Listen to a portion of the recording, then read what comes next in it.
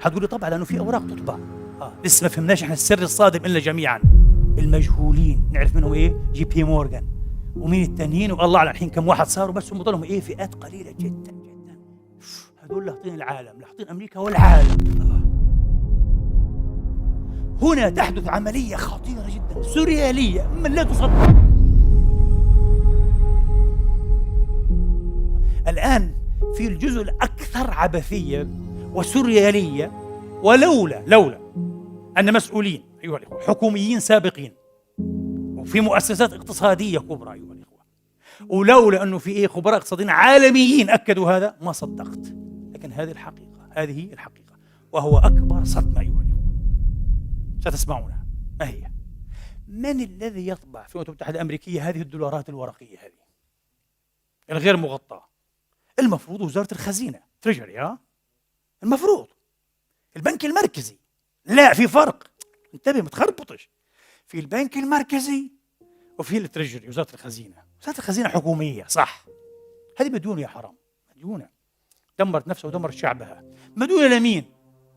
لا، بنك الاحتياطي الفيدرالي. البنك الاحتياطي الفيدرالي، فيدرال ريزيرف يقول لك بنك. طيب هذا فيدرال؟ لا، هذا برايفت، هذا بنك، هذا بنك شخصي ليس حكوميا. ليس حكوميا، هذا ليس حكوميا، بنك تملكه جهات معينة، بالأحرى أشخاص معينون. هذا الذي كان يخاف منه واشنطن وتوماس جيفرسون، وهذا الذي شرع له للأسف الشديد أول وزير مالية أو وزير خزانة أمريكي هاملتون، للأسف الشديد. 20 سنة وفشل البنك. ثم جاء أندرو جاكسون الرئيس الحكيم أيضا المخلص لشعبه وأمته جاكسون، وكان ضد البنك. أيضا اغتالوه ولم تنجح محاولة ضرب بالرصاص، لم تنجح محاولة اغتيال الرئيس الأمريكي أندرو جاكسون، وظل وراهم حتى حطم البنك وهو على فراش الموت. سألوه وآخر كلمة قالها ثم أسلم الروح. ما هو أرجى شيء وأفضل شيء صنعته وأنجزته في حياتك؟ قال لقد قضيت على البنك. I killed the bank. قتلت البنك.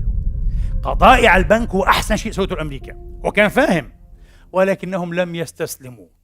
1910 يجتمع 10 أشخاص من كبار أصحاب الرساميل بأسماء مستعارة، الناس عرفوا منهم جي بي مورغان في عزبته في جورجيا. اجتمعوا 10، وحتى مورغان نفسه كان عنده اسم مستعار، كلهم بأسماء مستعارة، وقالوا لا، لابد أن نعيد قصة البنك. وحطوا مخططا جهنميا وقالوا هذا البنك لابد أن نعطيه اسما نفهم به الشعب الجاهل الأجنرت اللي مش فاهم حاجة لليوم للأسف الشديد لهم ولا شعوب العالم، إنه هذا بنك للدولة، بنك الحكومة، سميه فيدرال. فيدرال يعني اتحادي، فيدرال ريزيرف، الاحتياطي الاتحادي، بنك الاحتياطي الاتحادي، وببلعوا الطعم. وهكذا كان. ليش؟ عندهم عميل في الرئاسة حينتخب بعد 3 سنين 1913 ويصبح رئيسا، وودرو ويلسون. هذا وقع على المشروع الخطير المخيف قبل أن يصبح رئيسا. حين انتخب الرئاسة وقع معهم، الله أعلم إيش أعطوه كيف أغروه. المهم هو قصة داخل في العملية الأخطبوطية هذه. طب وقع على ماذا؟ وقع على فرض ضرائب على الدخل، ضرائب على الدخول، الانكم يعني انكم تاكس، ضريبة دخل. ما كانش قبلها في ضريبة دخل في أمريكا، تخيلوا، تشتغل تستثمر إلك، ما في ضريبة دخل. الآن لأول مرة ضريبة دخل. حتقول لي طبيعي طبعا، ضريبة دخل تذهب إلى المستشفيات، إلى المدارس، إلى البنى التحتية، إلى الناس هذه والناس المحتاجين والغلابة. لا، الشعب الأمريكي إلي يقعد يقول لي كيف الشعب، هالأمة العظيمة اللي عندها مئات المليارات يعني بتنفق هذه قبل بضع سنين 475 مليار على التسلح، أكثر مما ينفق العالم كله. حصل شيء زي هذا في التاريخ؟ أكثر من. حتقول لي طبعا لأنه في أوراق تطبع. لسه ما فهمناش احنا السر الصادم إلا جميعا، ما فهمناش السر الصادم جميعا. إيش اللي بصير؟ البصير كالتالي: يأتيك السياسي ويقول انتخبوني وأنا سأرفهكم، سأنفق عليكم، أنا سأعطي. ينتخبه الناس، هذا أهم شيء، أهم بند في الانتخاب، يعني في البرنامج الانتخابي، أنني سأنفق، ستعيشون في بحبوحة، في رغد من العيش. فالناس تنتخبه، ويأتي هذا ينفق، في الحقيقة ليس عنده ما ينفق، عنده عجز، هو عنده عجز. هذا عجز الإنفاق، هذا عجز الإنفاق، ديفيسيت بسموه سبيندينج، عجز الإنفاق. ماذا تفعل الحكومة الآن الأمريكية عاد من عشرات السنين؟ عشان هيك لما تسمع أنت إيه تقول لي الدين الوطني في أمريكا أكثر من الدخل القومي السنوي، ما تفهمش ليش. طيب يعني الدخل على أساس إيه 12 تريليون والدين قديش 14 16 17 أكثر. مصيبة. هذا سبب الانهيار الذي سيحصل حتما في يوم من الأيام. ليش؟ إيش القضية؟ القضية أنه بسبب العجز في الإنفاق أيها الإخوة، الحكومة تقوم بهذه الحيلة كما قلت لكم معقدة لكن بسيطة. إذا فككتها ليست معقدة، هم عقدوها، الناس لا تفهم. تصدر سندات باوندز بسموها. ومن المفارقات العجيبة إنه الباوند هذا السند في الأصل مأخوذ من باندج، معناها العبودية بالتراضي. تعطي رقبتك بالتراضي، وفعلا عبودية حقيقية. يستعبد الشعب وأجيال أخرى لم تأتي لا يعلمها إلا الله.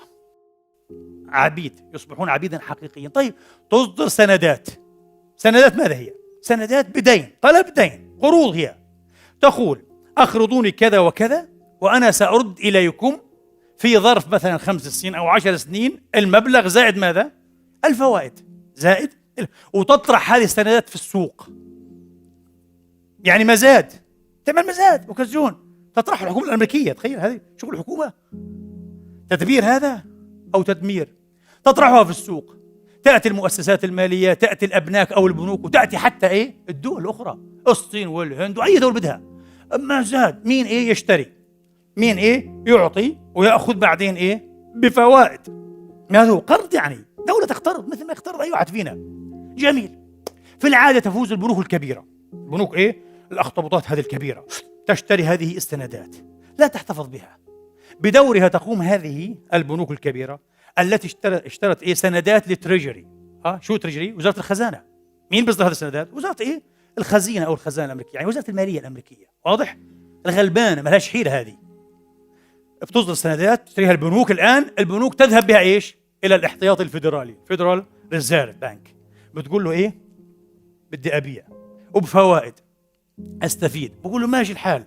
طب هذا بنك الاحتياطي، انتبهوا تذكروا دائما هذا بنك شخصي في الأصل لهؤلاء 10 المجهولين، نعرف منهم جي بي مورغان ومين التانيين والله أعلم الحين كم واحد صاروا، بس هم ضلهم فئات قليلة جدا جدا.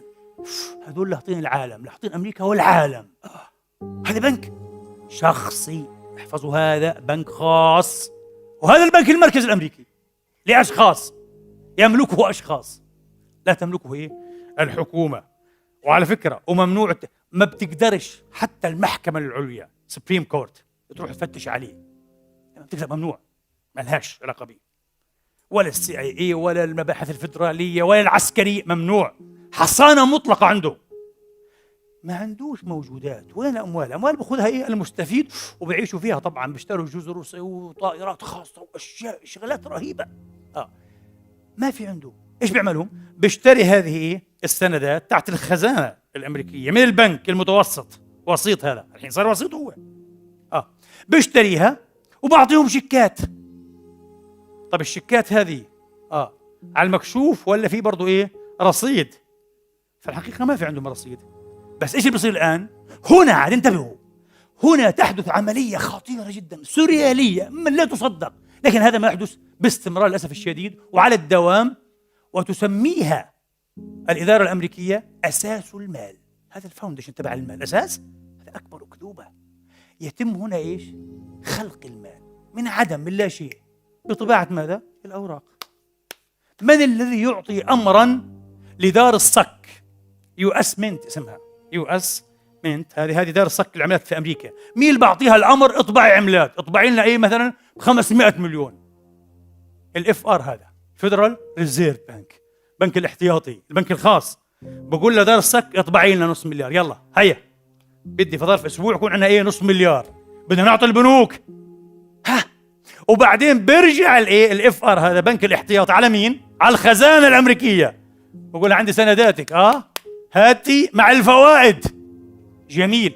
الخزانة الأمريكية كيف حتسدد بنك الاحتياطي الديون تبعتها اللي أصدرتها بالصكات هذه، شوفنا قصتها مع الفوائد، عاد فوائد مركبة مرهقة جدا جدا، أحيانا تضعف الدين أكثر من مرة. كيف بيسددوها؟ عرفتوا القصة. الضرائب، تاكسز، ادفعوا ضرائب، ادفع ادفع ادفع ادفع. حتقول لي يعني بشكل عام ضرائبنا احنا كشعب ما بتروحش إلنا، معظمها لا يذهب لنا. بيذهب لمين؟ لبنك الاحتياطي الفدرالي. بخذوهم. الله الله الله الله، ايش القصة هذه؟ ايش المصيبة هذه؟ هذا ما يحدث بكل بساطة. ولذلك أمريكا فيها من سنوات طويلة زهاء 40 مليونا فقراء لا لاقين يأكلوا ولا يلبسوا ولا وين يباتوا، مساكين هومليس. 40 مليون، 40 مليون في أقوى قوة اقتصادية على أساس في العالم، وأقوى قوة إمبراطورية في العالم. 40 مليون فقراء معدمون، لأن الضرائب لا تذهب إليهم، لا تذهب إليهم. هذا أساس القصة، أساس اللعب كله.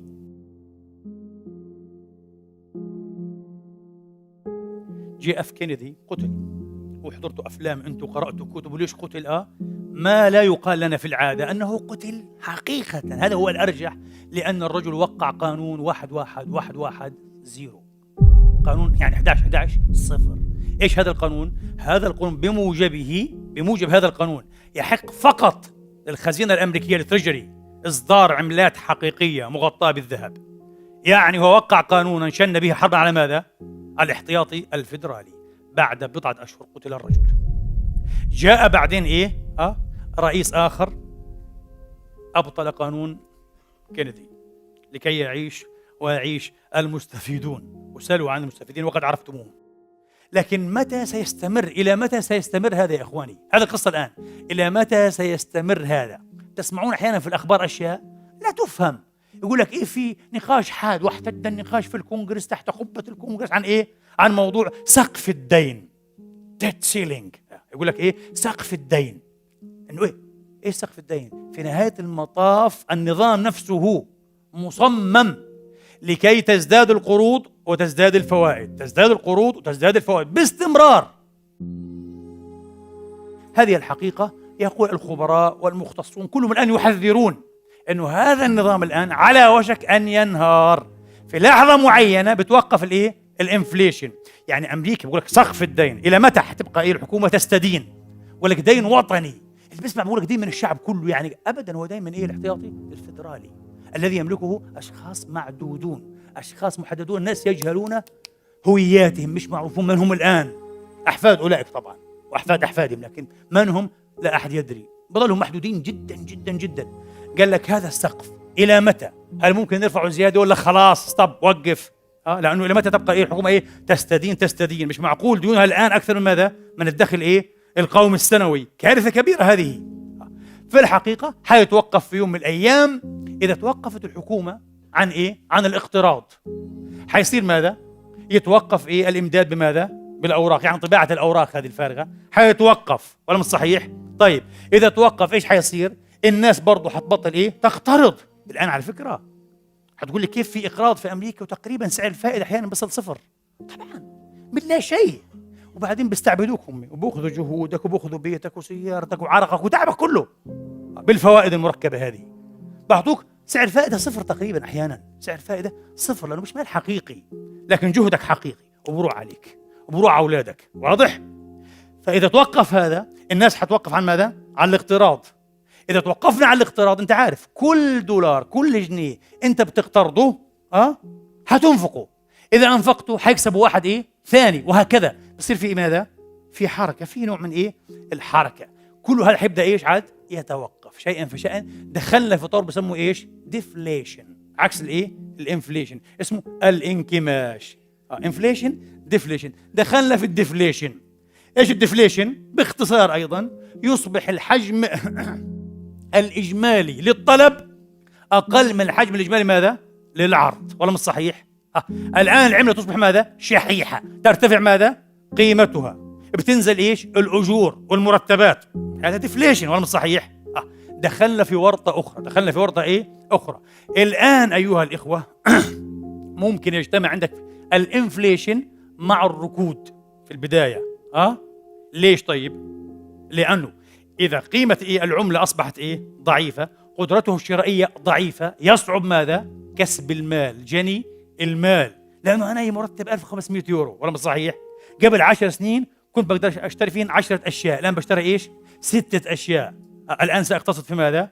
في الشراء، ولا مش صحيح؟ بصير إذن الكسب يكسب بعضنا من بعض، الشراء كذا، الحركة، التداول إلى آخره، أو بسموها الترانزاكشن أو أكشنز، يعني المعاملات هذه تقل تقل تقل. لما نيجي كما قلنا بنضطر نيجي على الديفليشن. إذا وقفت الحكومة الاقتراض، أو وهو الأسوأ يقولون تعلن إفلاسها.